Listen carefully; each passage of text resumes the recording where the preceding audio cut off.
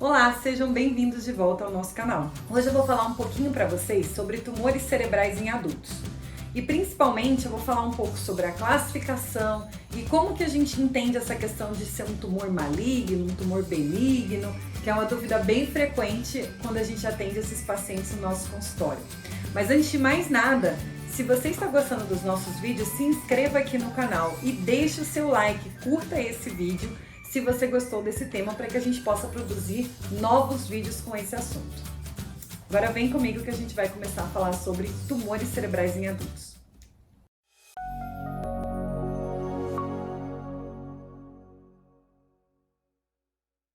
Segundo as estatísticas do Instituto Nacional do Câncer, aqui no Brasil, no triênio que vai de 2020 até 2022, nós vamos ter 5,6 homens para cada 100 mil homens e 4,8 para cada 100 mil mulheres que vão ser acometidas com tumores no sistema nervoso por ano, tá?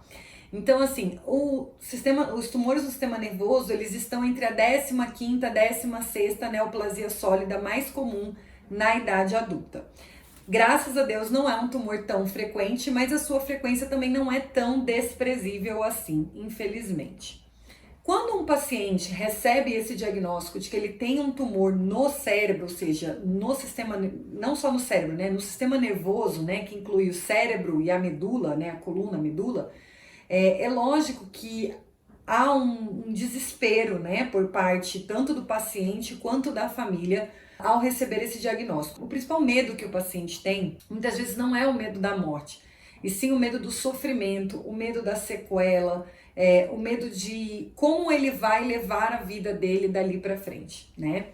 E a primeira pergunta que todos os pacientes fazem quando a gente vê uma ressonância ou vê uma tomografia e faz esse diagnóstico, a primeira pergunta sempre é: doutora, mas esse tumor é maligno ou ele é benigno? Por quê?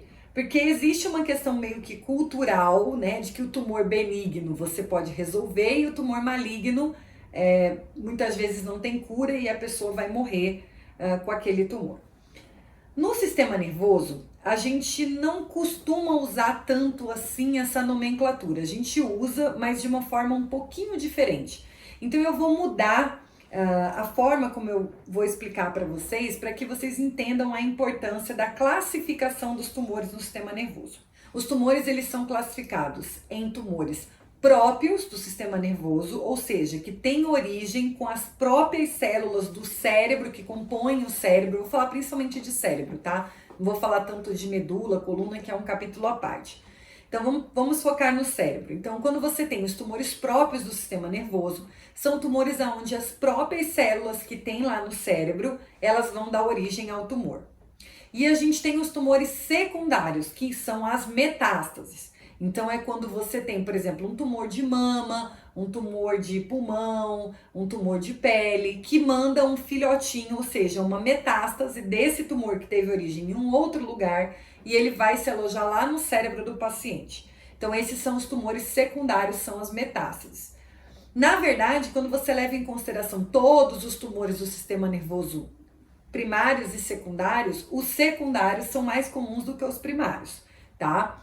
Que são as metástases, né, de uma série de outros órgãos. E quando a gente leva em consideração os tumores primários do sistema nervoso, os dois tumores mais frequentes são o GBM, ou glioblastoma multiforme, e o meningioma. Aí a gente vai chegar na tal da divisão do que é benigno, o que é maligno, que eu gosto mais de falar o que é bonzinho, ou seja, o que é menos agressivo e o que é mais agressivo. Porque uma das características de um tumor maligno é dar metástases, né? O tumor maligno, por exemplo, de mama, ele dá metástase para outros lugares do corpo. No sistema nervoso, isso não é muito frequente. Mesmo os tumores malignos, eles não costumam dar metástases, tá? Então, geralmente, os tumores malignos, né, do sistema nervoso são aqueles tumores que crescem muito rapidamente. Então, eles são mais agressivos, eles são mais infiltrativos, eles infiltram as estruturas, os nervos, tudo que está ali pertinho dele. E os tumores benignos são aqueles tumores mais bonzinhos, que crescem mais lentamente, que são menos infiltrativos, tá? Dos tumores malignos mais frequentes, o GBM, né, o glioblastoma multiforme, na verdade os gliomas em geral, que são tumores que têm origem nas células gliais do sistema nervoso, por isso que eles recebem esse nome, são os mais frequentes. E dos bonzinhos, né, os mais frequentes são os meningiomas, que podem acontecer em várias regiões do sistema nervoso, em várias regiões do cérebro, inclusive da coluna, tá? Depois a gente vai fazer um vídeo especificamente para falar sobre GBM e especificamente para falar sobre meningioma, que são esses tumores mais frequentes. Então aqui agora eu quero falar basicamente de como que uma pessoa descobre, que um adulto, né, descobre que ele tem um tumor no sistema nervoso.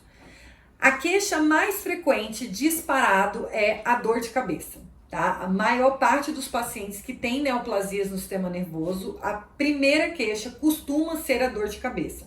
Mas existem outras queixas que também são bem frequentes, que são crises convulsivas, né?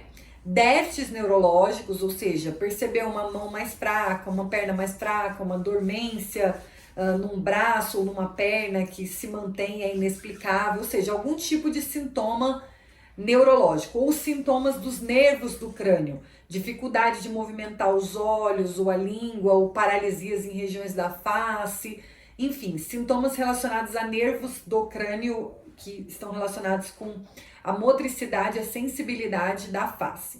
Então, por que a dor de cabeça é mais frequente, o sintoma mais frequente? E principalmente em tumores que são de crescimento mais rápido. Porque o que causa dor de cabeça é o aumento da pressão intracraniana. O cérebro, ele tá dentro de uma caixa fechada, que é o crânio, que é osso.